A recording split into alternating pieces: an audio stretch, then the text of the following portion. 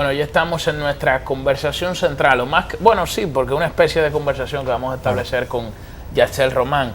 Y en la ocasión de que se celebra la Asamblea número 73, Yatzel, de las Naciones Unidas, donde se han dado cita una gran cantidad de líderes mundiales y se han priorizado los temas como el combate al narcotráfico, el cambio climático y sobre todo los derechos humanos, que siempre es un tema importante. Nos gustaría escuchar tu valoración en función de los discursos de los distintos mandatarios. Hoy habló el presidente Donald Trump, pero también habló el presidente Danilo Medina como miembro ahora de la República Dominicana del Consejo No Permanente de Seguridad, que esto ya nos constituye a nosotros como una voz más importante y de mayor autoridad que otros países. Sí, desde luego, República Dominicana, que es un país miembro fundador de la ONU, en esta ocasión tiene la adición de no solamente participar como un país entre los muchos que son miembros de la ONU, sino como un voto muy importante entre los miembros no permanentes del Consejo de Seguridad. Es decir, ahora lo que dice República Dominicana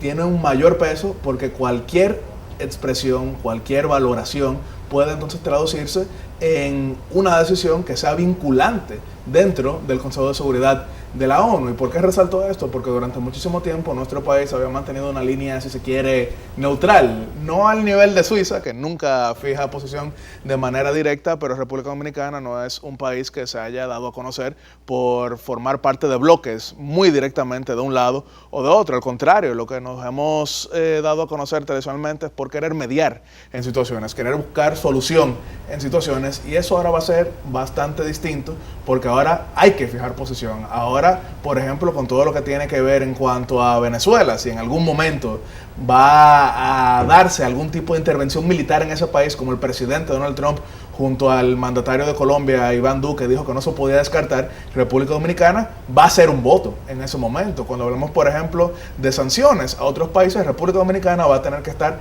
a favor o en contra. Entonces, esta participación del presidente Danilo Medina no es la misma que hemos visto durante muchísimo tiempo, bastante general y demás. Y por eso, a diferencia de otras ocasiones, cuando hemos visto sencillamente recuentos de lo que se está llevando a cabo en cada país, el presidente quiso hablar sobre dos desafíos muy profundos que tiene el mundo, que tiene la humanidad, comenzando por ejemplo con el narcotráfico, que fue parte central de lo que habló el presidente Donald Trump tanto hoy como ayer en una reunión con alrededor de 30 mandatarios. La cantidad de muertes que se dan por los opioides en el mundo, e incluyendo en Estados Unidos, que es el principal consumidor, va cada vez creciendo, va cada vez multiplicándose, y eso tiene un impacto en América Latina que, si bien todavía no hemos llegado al nivel de consumo que tiene Estados Unidos y que tiene en Europa, seguimos siendo uno de los principales puntos tanto de producción como de tráfico. Entonces eso es un gran desafío porque por un lado tenemos las muertes en cuanto a salud,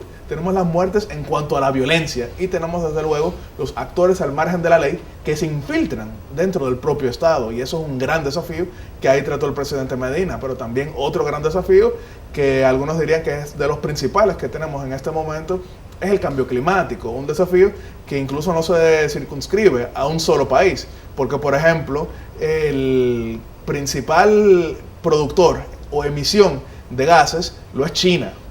Imagínense, un país con cerca de los 1.000 millones de personas y una economía enorme como lo es también Estados Unidos, y eso no solamente pasa en su territorio, porque la contaminación no respeta fronteras, no hace migración, no las vemos ahí en los aeropuertos. Pero sí, para resaltar desde el punto de vista positivo, algo que entiendo que pudo haber mencionado el presidente Medina, es que República Dominicana en el año 2000 era uno de los pocos países en el mundo que tenía más áreas verdes que en el año 1900. Y eso ha sido resaltado no por Yatzel Román, sino también, por ejemplo, por Al Gore en su documental tan mencionado, Una verdad inconveniente, pero también por Jared Diamond en su libro ¿Por qué algunas naciones fracasan?, cuando aborda desde un capítulo la diferencia entre República Dominicana y Haití. Entonces yo creo que en ese tema República Dominicana puede hablar con mucha moral ante muchos de nuestros vecinos que sencillamente se han dedicado a dilapidar sus recursos naturales. Yatzel, una pregunta que estoy convencido muchos de los oyentes de este espacio, de los televidentes, se estarán haciendo. Se habla de la 73 Asamblea General de las Naciones Unidas y el presidente Danilo Medina, como ya muy bien has manifestado, enarboló un discurso en torno a la defensa del medio ambiente y en torno al combate al narcotráfico. Pero también la gente se pregunta, ¿y esto de qué le sirve a la República Dominicana? O sea, ¿cuál es la importancia? ¿Por qué es tan relevante esta reunión de estos presidentes y grandes mandatarios en Nueva York en esta fecha? ¿De qué sirve, para encerrar un poquito la pregunta, esta Asamblea General para el pueblo dominicano? Lo que vuelvo y resalto es que los desafíos del mundo de hoy no se pueden asumir de manera solitaria, porque como hablaba así mismo de la contaminación, que no hace migración, no lo vemos en los aeropuertos, no lo vemos sacando pasaportes, asimismo el narcotráfico tiene quizá el mejor tratado de libre comercio del mundo. El narcotráfico ha entrado en todos y cada uno de nuestros países, y donde quiera que ha llegado, vuelvo y digo, no solamente es un desafío en cuanto a salud, sino un desafío en cuanto a la seguridad, porque por ejemplo República Dominicana en el año 1996, y esto tú lo sabes muy bien como estudioso de la seguridad, tenía alrededor de 7 muertes violentas por cada 100.000 personas. En la década pasada, que fue mucho peor que la que hemos tenido actualmente, República Dominicana ha mejorado un poco en cuanto al tema de seguridad, pero en la década pasada República Dominicana llegó a tener alrededor de 27 muertes violentas por cada 100.000. Y buena parte de esas muertes violentas se daban por la incursión de manera directa del narcotráfico en nuestro país, claro, porque por ejemplo, Estados Unidos aplicó el Plan Colombia para ese país suramericano, y eso expulsó a muchos de los carteles que ahí actuaban, que comenzaron entonces a actuar en República Dominicana. Pero también se aplicó el Plan Mérida a finales del gobierno de George W. Bush, y eso también golpeó a los cárteles que comenzaron a actuar en Honduras y en República Dominicana en distintas intensidades. Entonces, ¿qué pasa? Esos países mejoraron un tanto, más Colombia que México, que recibió mayores retos, pero por ejemplo tenemos una vejiga, y si esa vejiga la apretamos de un lado, lo que hace es que concentra mayor aire en el siguiente. Entonces, si bien República Dominicana puede enfrentar de manera directa lo que son los retos en medio ambiente, lo que son los retos en inseguridad, si hay refugios que no respetan esas políticas, entonces vamos a seguir siendo golpeados. Por ejemplo, algo que no fue lo que se trató hoy, pero que yo entiendo que hay que tomar y abordar desde una perspectiva integral, es la malaria en República Dominicana desde el punto de vista global. ¿Por qué lo menciono? Que se ha tratado en otras ocasiones en la ONU, pero también en otras organizaciones internacionales. La malaria es una enfermedad que ha sido erradicada en buena parte del hemisferio occidental. La única isla en el Caribe que tiene malaria en estos momentos es la Hispaniola, y de eso el 97% se da en Haití. Solamente un simbólico 3% de nuestro país, principalmente por exposición a haitianos. Y esto no es un discurso nacionalista, esto es sencillamente los datos. Y eso lo dice, por ejemplo, incluso el Centro Carter, de Jimmy Carter, que nadie diría que es un líder nacionalista. Entonces, ¿por qué menciono ello? Porque si queremos erradicar definitivamente la malaria en República Dominicana, con solo cerrar la frontera no lo vamos a lograr. Claro. Tenemos que buscar que las propias potencias internacionales entiendan que necesitamos la colaboración de la comunidad internacional. Que hay que erradicarlo en Haití, porque vuelvo y digo, no se trata solamente de solidaridad, vamos a verlo desde un punto de vista local y nuestro. Mientras la comunidad internacional no entienda que del otro lado de la isla existen todo tipo de retos, tanto en seguridad, porque es el tráfico de armas, en el narcotráfico, en el propio medio ambiente, porque, vuelvo y digo, no se trata de un discurso nacionalista. El propio Al Gore, que nadie diría que es alguien que sea cercano a las ideas de derecha, en su documental muestra la diferencia entre ambas fronteras. Entonces, para concluir, lo que decía, República Dominicana, aislado durante muchísimo tiempo, no puede verdaderamente superar los retos si no lo hace de una manera integral y global. Yacel, y ahora como miembro no permanente del Consejo de Seguridad, bueno, que asumimos en enero de manera formal. Y en algún momento nos va a tocar presidirlo. Pero ¿cómo juega la República Dominicana ahora un rol? Porque tú muy bien lo dices, o sea, tiene que jugar un rol más activo, y el presidente hoy habló de la defensa de los derechos humanos y de la democracia liberal. Pero en el contexto de la crisis política venezolana, de la situación lesiva que atraviesa Venezuela, lesiva hacia los derechos humanos. En Venezuela se habla de presos políticos. Ahora Iván Duque también fue categórico diciendo que Colombia no va a extraditar al líder venezolano que se encuentra Julio Borges. a Julio Borges, que se encuentra en esa nación. ¿Crees tú que República Dominicana ahora tenga que jugar un rol más activo en contra del régimen de Maduro? O sea, que esas grandes potencias nos exijan a nosotros que tengamos que jugar un rol más activo. Sí, que vuelvo y resalto, como mencioné anteriormente, nuestro país siempre había querido ser mediador. Nunca había fijado, por lo menos en la mayoría de casos, posiciones así tan tajantes de un lado o de otro. Porque, por ejemplo, cuando venía cayendo Somoza en el año 79 nuestro país encabezó el proceso de negociación. Cuando cae el gobierno de Manuel Zelaya, el presidente Fernández también asumió una posición de negociación y después entonces encabezó el proceso que pedía el reconocimiento del presidente Porfirio Lobo. También ahora recientemente con Venezuela lo que estábamos era mediando, pero también cuando hubo el choque entre el gobierno de Álvaro Uribe y el gobierno de Hugo Chávez, el gobierno dominicano lo que quiso fue mediar, pero eso viene cambiando. No solamente la cumbre del 2008, recordaremos que en el año 2009 la situación había empeorado y también ahí República Dominicana había querido mediar la cumbre de lo que fue el o sea que CELAC. Aquí viene el arma de doble filo de esa posición ahora que ocupamos como miembro no permanente de la ONU. Como miembro no permanente del Consejo de Seguridad, ya eso de querer jugar a ser el neutral no se va a poder, porque vamos a tener que fijar posición. Y eso se está viendo desde ahora en la Organización de Estados Americanos. ¿Por qué? Porque en junio todos vimos cómo República Dominicana rompió su tradición de abstenerse cuando se votaban censuras hacia el régimen venezolano y votó a favor con el Grupo de Lima. Pero no solamente en cuanto al tema de Venezuela, sino que con la crisis nicaragüense, que ha sido una de las más llamativas en los últimos meses por la cantidad de muertos, más que en Venezuela, ya rondan los 400 y eso ha tenido un impacto tremendo, no solamente en ese país, sino en la economía centroamericana en pleno. República Dominicana ha votado a favor de la comisión que creó la OEA para buscar una salida democrática en ese sentido, y por eso vimos que, por ejemplo, el dictador venezolano, porque no quiero llamarlo ni siquiera presidente, en uno de sus mítines quiso casi que tirarle una puya poco disimulada al gobierno dominicano cuando saludó a la patria de Camaño, que nunca fue traidor, siempre fue leal.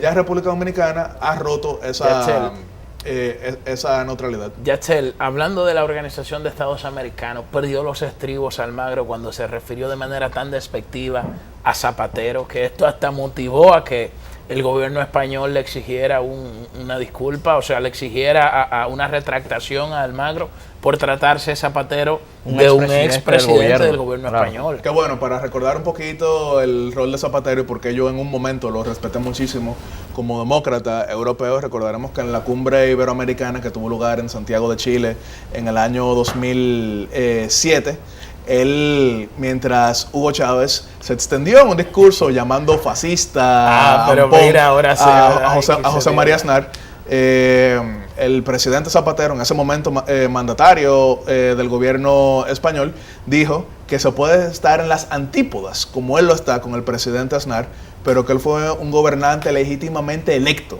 de los españoles y que por tanto él, siendo español, exigía respeto para Aznar. Ahora le ha tocado a él, porque ya no se trata de defender a Aznar, sino que a él lo han ofendido llamando, o por lo menos queriendo decir que no lo iba a llamar imbécil, porque lo dijo era en tono de consejo. Pero esto se da en un contexto de que el presidente Zapatero, que como dije yo lo respeté mucho en un momento, pero lamento el rol que él ha asumido de porrista o canciller del régimen venezolano, porque si bien él formó parte de las negociaciones que tuvieron lugar... No, pero retira eso de porrista.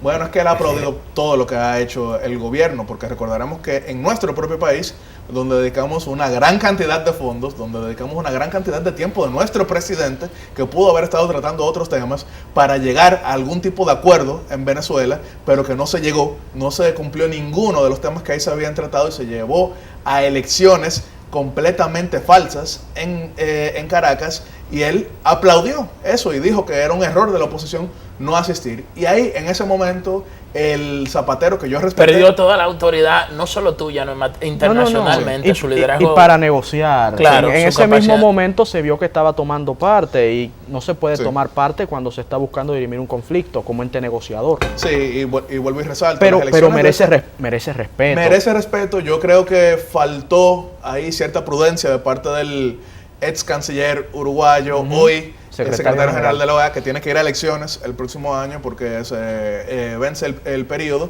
Y entonces ahí se ha hablado de que, por ejemplo, el comunicado que emitió el Grupo de Lima, uno de los foros que reúnen a los países críticos con el régimen venezolano, está pensando en lanzar un candidato alternativo, no porque haya diferencias programáticas con Luis Almagro, sino por el hecho de que consideran que este se excede a veces en sus declaraciones. Se ha barajado el nombre del canciller peruano, Néstor Popolicio, y eso podría llevar a un enfrentamiento bastante notorio en el seno de en el seno de la Organización de Estados Americanos, que desde 1975 no se ha barajado el nombre del expresidente Leonel Fernández.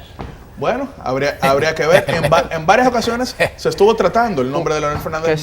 Que sería un gran candidato claro, en el 2028. Vamos a una pausa comercial y continuamos con esta conversación tan interesante con Yaxel Román.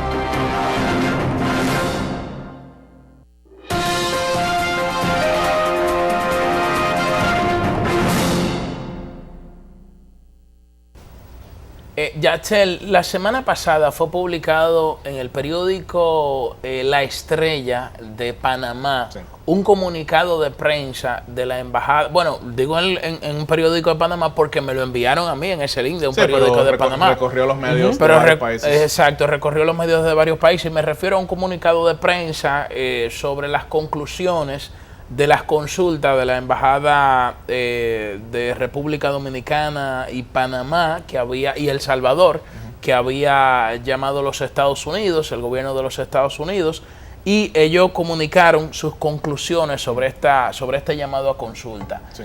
Y en sentido general, nosotros leímos el comunicado en El Sol de los Sábados, se puede interpretar como las posibles represalias que pueden tomar los Estados Unidos en caso de comprobarse irregularidades en el establecimiento de las relaciones diplomáticas con China. Sí. Ellos como que no están muy convencidos de la transparencia de ese proceso y cobra más cuerpo las declaraciones que había dado la misma los representantes diplomáticos de Taiwán aquí en la República Dominicana cuando hablaron de posibles sobornos y eso.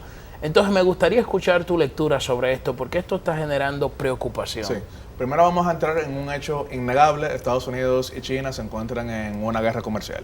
Otro hecho innegable, el antagonismo entre Beijing y Taipei ha ido aumentando fuertemente desde que asumió la presidencia de la República de China, como se llama Taiwán, la mandataria Tsai Ing-wen. Eso ha creado bastantes tensiones y República Dominicana, tanto como El Salvador y Panamá, han hecho el cambio diplomático mientras estas tensiones iban aumentando. Principalmente República Dominicana y El Salvador, porque por ejemplo Panamá, que cambió de alianza diplomática el año pasado, lo hizo cuando todavía se manejaba un poco el tema, pero ya República Dominicana, cuando lo hizo en mayo, el asunto estaba caliente. Seguimos siendo el reflejo de una frontera imperial, como la definió Juan Bosch. El profesor Juan Bosch definió. Y efectivamente, República Dominicana lo hace en mayo en un momento más caliente y ahora El Salvador lo hace en un momento incluso más tenso entre China popular, China continental y Estados Unidos. Entonces, con lo que sucede en El Salvador, que vimos, por ejemplo, que el primero que salió a condenarlo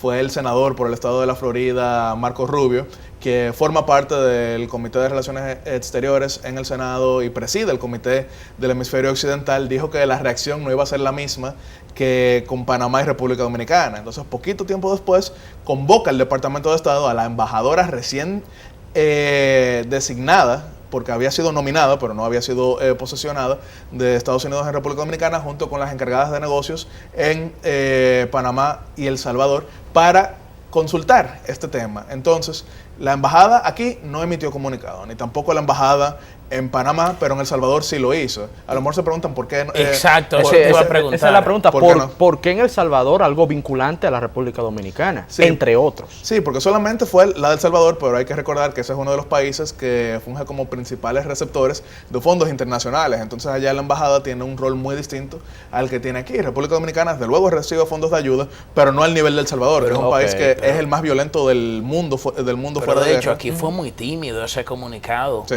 y yo no vi que se publicó, o sea, realmente no lo vi en la prensa local. Hizo un poco de eco, quizás algún periódico digital, pero no lo vi en hizo un poco de eco, los grandes medios, pero vuelvo y resalto el rol que tiene la embajada de Estados Unidos en El Salvador. Obviamente la embajada pesa en muchísimos lugares, pero aquí es más que una especie de, digamos, aura que tiene. Obviamente hay dinero también, pero El Salvador, siendo el país más violento del mundo fuera de guerra, recibe una cantidad de fondos que es muy notable cada vez que uno llega a El Salvador. La cantidad de fondos que llegan al Ministerio Público, que llegan a la presidencia, que llegan a ONGs y demás, hace de la embajada allá, y esto no lo digo desde un punto de vista ideológico, sino de lo que se ve, como casi que un virreinato de las épocas de las colonias. Entonces allá sí tiene mayor peso para hablar, a diferencia de otros países donde puede tener una especie de efecto contrario. Entonces ese comunicado decía que como China es poco transparente y que hay la sospecha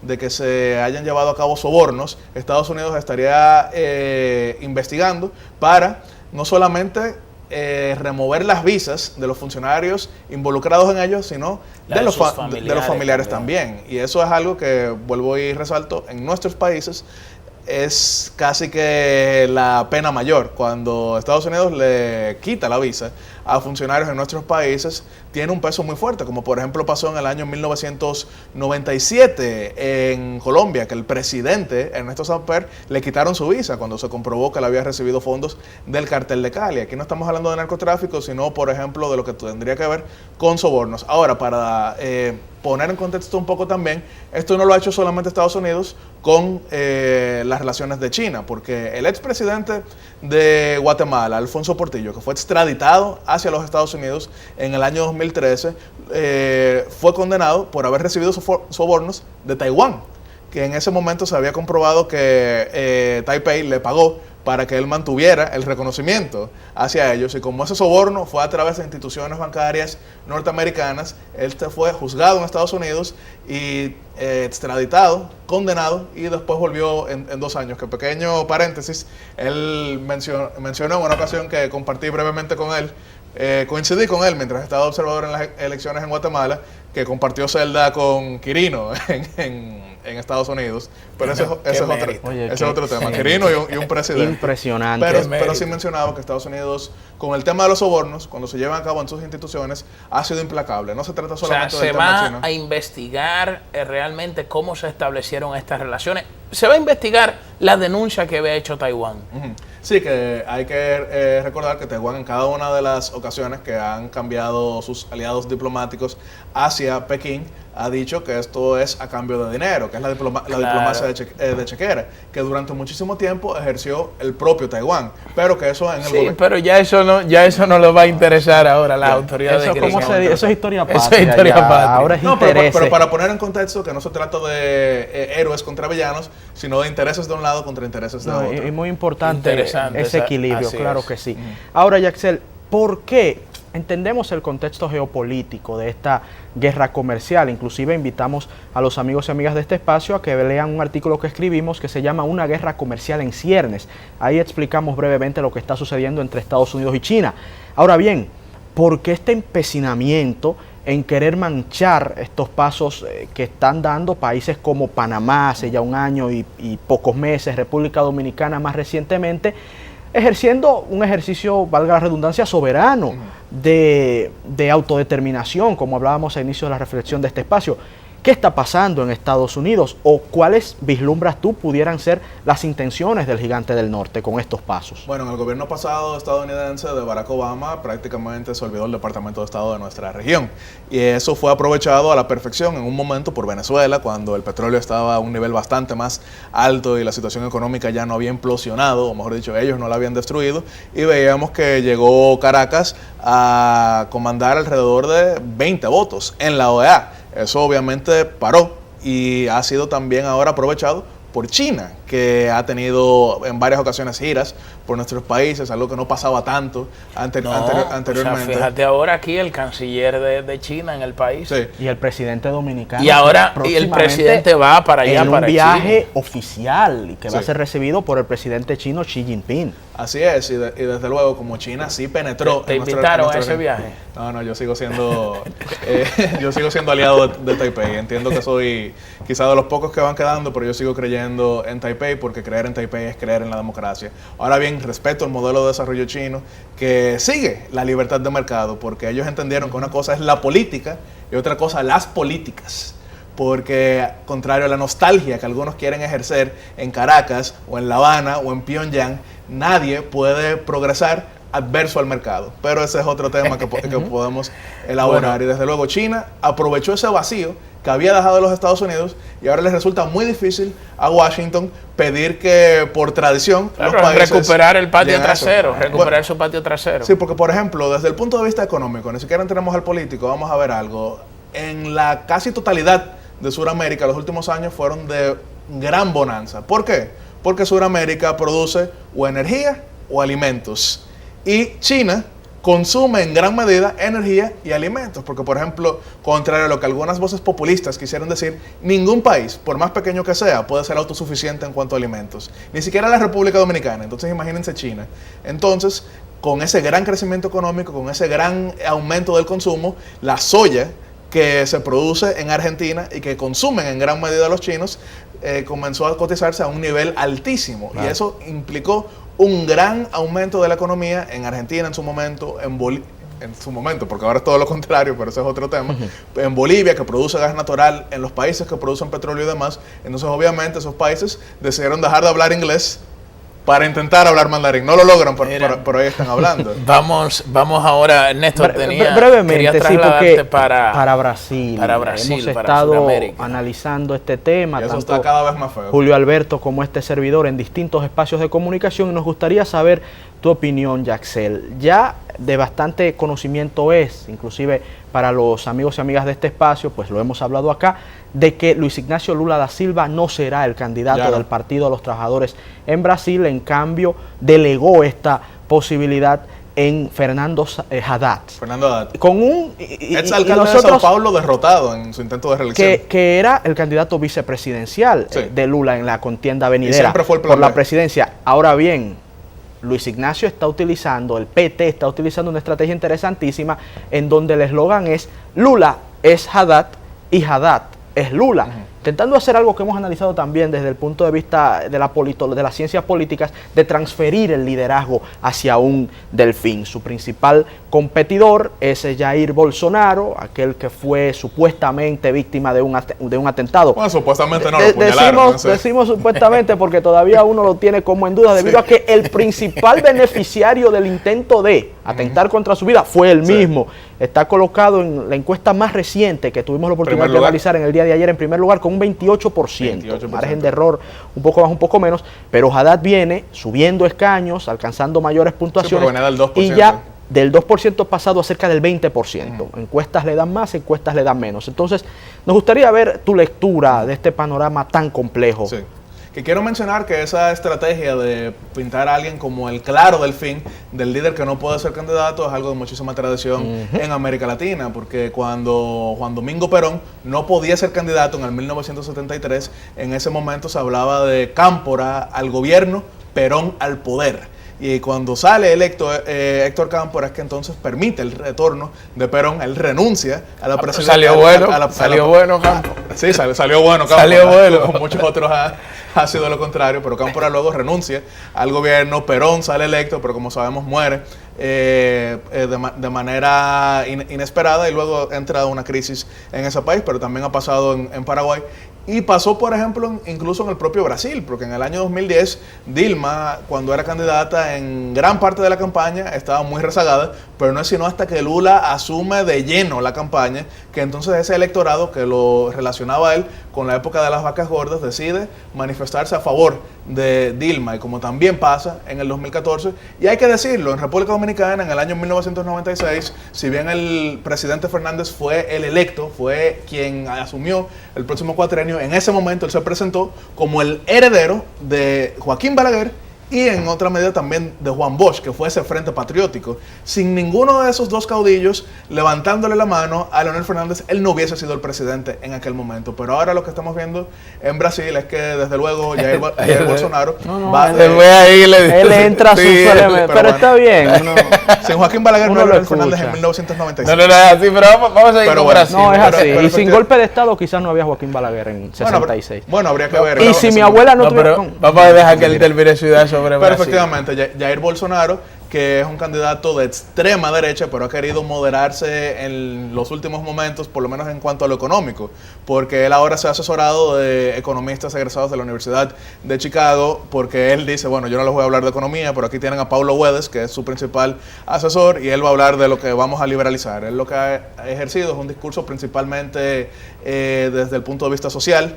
Es una persona que desde luego marca la diferencia con la élite política de ese país, porque por ejemplo hay un candidato que es el que yo considero más conveniente para Brasil, pero que no ha logrado despegar en las encuestas, a pesar de que tiene 7 partidos apoyándolo, que es el ex gobernador de Sao Paulo, Geraldo Alckmin. Pero Geraldo Alckmin, que es una persona muy seria, es una persona que no ha tenido un solo escándalo, que no se ha ligado a lavallato, pero su experiencia en este momento la interpretan los brasileños como experiencia robando. Bueno. Y Bolsonaro será diferente, pero dirán, bueno, será diferente de los ladrones.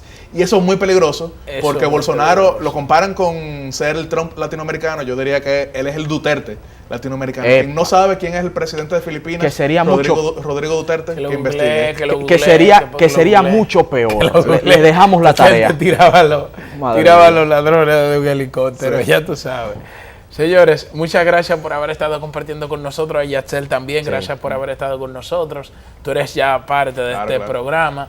Y a Ernesto también. Mañana regresamos con una nueva edición de Tiempo de Orientación. A ustedes, gracias infinitas.